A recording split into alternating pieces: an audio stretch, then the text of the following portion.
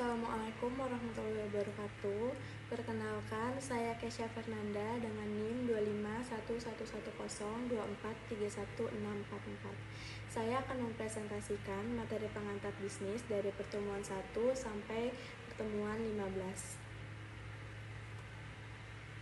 Nah, baik, di slide pertama ini kita masuk ke pertemuan 1 dan pertemuan 2 yang membahas tentang konsep dasar dan lingkungan bisnis.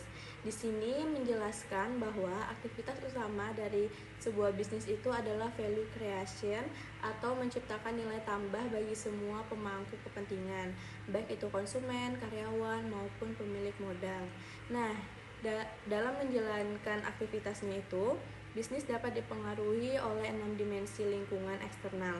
Ada lingkungan bisnis domestik atau LBD yang mencakup pasar lokal, lingkungan bisnis global atau LBG, lingkungan teknologi atau LT yang mendorong efisiensi, serta lingkungan hukum politik, sosial budaya, dan lingkungan ekonomi yang menentukan daya beli masyarakat. Selanjutnya di slide pertemuan ketiga, membahas bisnis global dan hambatan perdagangan.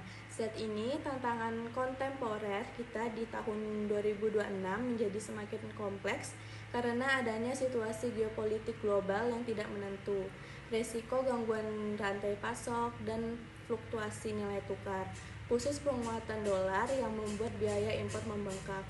Untuk melindungi industri dalam negeri, setiap negara biasanya menerapkan hambatan perdagangan internasional.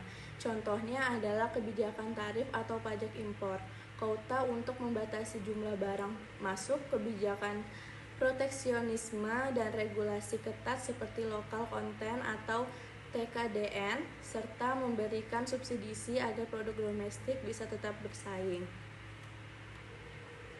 Selanjutnya, di pertemuan keempat kita mengenai kepemilikan bisnis, etika, dan CSR. Secara hukum, bentuk hukum usaha di Indonesia itu terbagi menjadi 2 kelompok besar, yaitu yang pertama berbadan hukum, contohnya PT dan koperasi, di mana tanggung jawab pemiliknya itu terbatas. Yang kedua adalah yang tidak berbadan hukum secara CV dan firma, di mana tanggung jawabnya bersifat pribadi sampai ke aset pribadi miliknya. Selain bentuk hukum, poin penting di sini adalah penerapan etika manajerial dalam pengambilan keputusan sehari-hari, serta pelaksanaan dimensi formal dan informasi CSR sebagai bentuk tanggung jawab nyata perusahaan kepada masyarakat dan lingkungan sekitar. Dan di pertemuan kelima dan 6, kita ini membahas tentang kewirausahaan dan sistem ekonomi. Kita tahu bahwa UMKM memiliki peran yang sangat krusial sebagai tulang punggung perekonomian kita. Oleh karena itu, seorang wirausaha wajib memiliki karakteristik utama seperti inovatif dan berani mengambil resiko. Kalau kita bicara soal makronya, di dunia ini ada 3 sistem ekonomi, yaitu pasar komando dan campuran. Nah, sistem ekonomi di Indonesia itu sendiri kayak sistem perekonomian Pancasila yang pada dasarnya merupakan sistem pasar campuran yang berlandasan pada pasal 33 UUD 1945. Di dalam sistem ini, perusahaan akan beroperasi dan bersaing di salah satu dari 4 tingkatan struktur pasar, yaitu pasar persaingan sempurna, monopolistik, oligopoli, atau pasar monopoli. Di slide selanjutnya ada pertemuan ke-7 yang membahas tentang fungsi manajemen dan organisasi. Di sini kita membahas fungsi dasar manajemen, biasanya disingkat POAK, yaitu planning, perencanaan, organizing atau perorganisasian, accounting atau pelaksanaan, dan controlling atau pengawasan. Fungsi ini dijalankan oleh 3 tingkatan manajer, mulai dari top, middle, sampai first line manager, di mana masing-masing tingkatan membutuhkan kombinasi keterampilan konseptual, manusiawi, dan teknis yang berbeda. Selain itu, manajemen juga harus merumuskan 3 level strategi, yaitu strategi korporat, bisnis, dan fungsional, serta menyiapkan manajemen krisis melalui perencanaan kontingensi agar setiap menghadapi perubahan situasi yang mendadak. Baik, di pertemuan 9 kita akan membahas tentang manajemen sumber daya manusia, yang dimana di era modern sekarang kita tidak lagi menganggap karyawan sebagai beban biaya, melainkan sebagai human capital atau aset strategis perusahaan untuk menetapkan orang yang tepat. Manajemen melakukan analisis jabatan yang terbagi menjadi dua, yaitu deskripsi kerja untuk menjelaskan tugasnya dan spesifikasi kerja untuk menentukan kualifikasi individunya.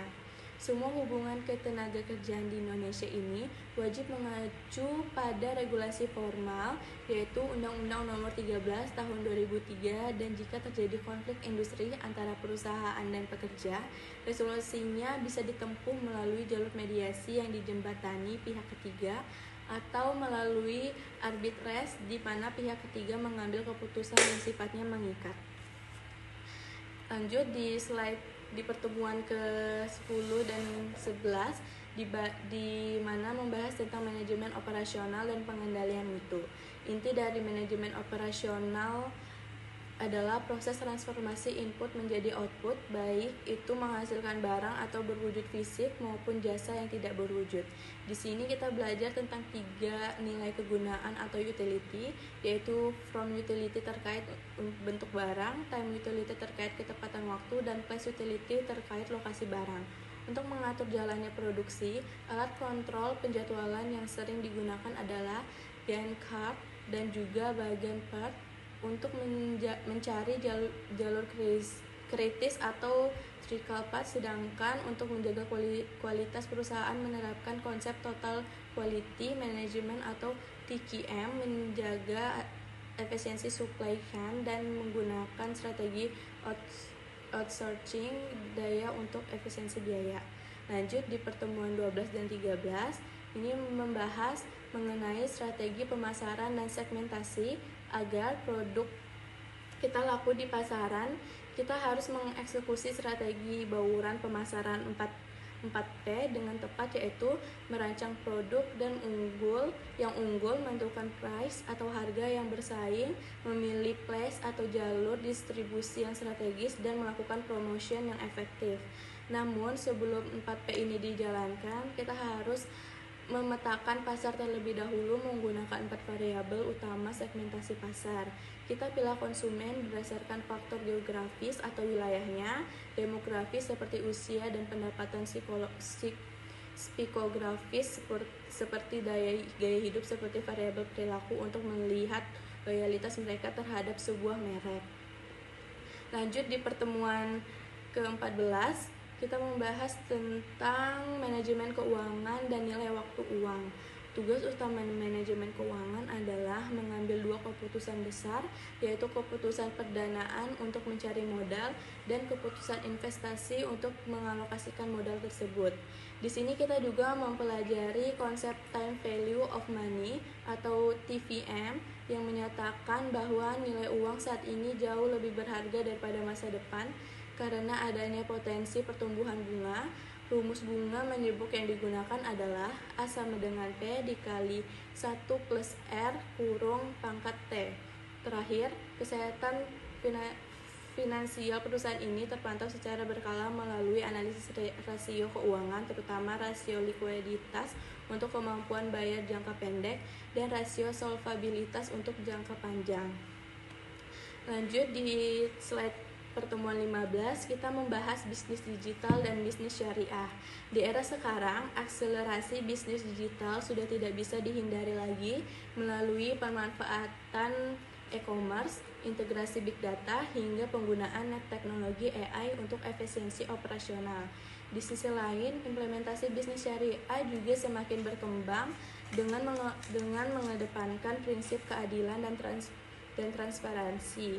Bisnis syariah ini menetapkan larangan keras terhadap 4 hal, yaitu riba atau bunga yang tidak adil, gharar atau ketidakpastian dalam transaksi, maisir yang bersifat spekulasi atau perjudian, serta tindakan yang zalim atau merugikan salah satu pihak. Segini aja yang saya bisa presentasikan. Wassalamualaikum warahmatullahi wabarakatuh.